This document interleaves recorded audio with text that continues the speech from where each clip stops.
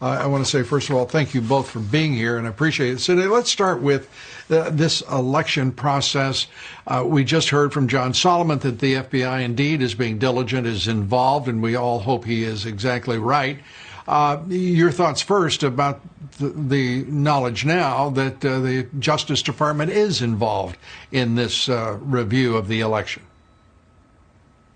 Well, I'm delighted to hear that. I think there are any number of things they need to investigate, including the likelihood that 3% of the vote total was changed in the pre-election voting ballots that were collected digitally by using the Hammer program and a software program called Scorecard.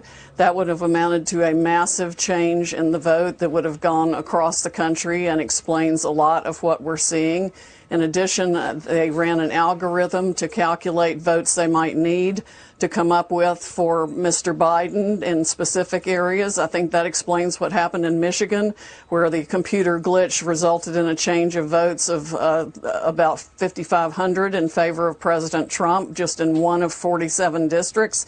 All those districts need to be checked for that same, quote, software glitch, end quote, that would change the result in Michigan dramatically. The same thing is happening in other states. We've had hundreds of thousands of ballots mysteriously appear solely for Mr. Biden, which is statistically impossible as a matter of mathematics. It can all be documented. We are putting it into materials that we will file in federal court, and we need to seek relief in multiple states to enjoin the certification of any election results. To Hammer and Scorecard, are those the names that you just used for those programs?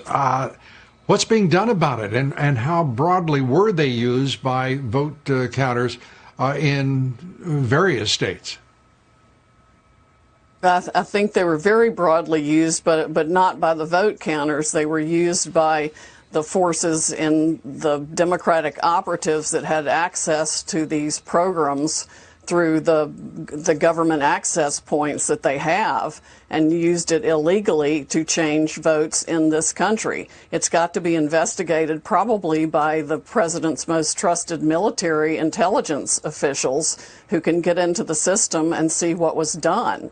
But we do have some evidence that that is exactly what happened.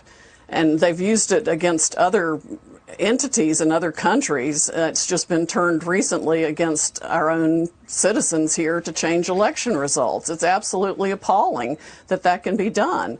And whether it's called computer glitches or something else, somebody has actually gone into the system and changed voting results. That's called intervention in our elections, irrespective of, I guess if they were Russia or China, we'd refer to them as meddling.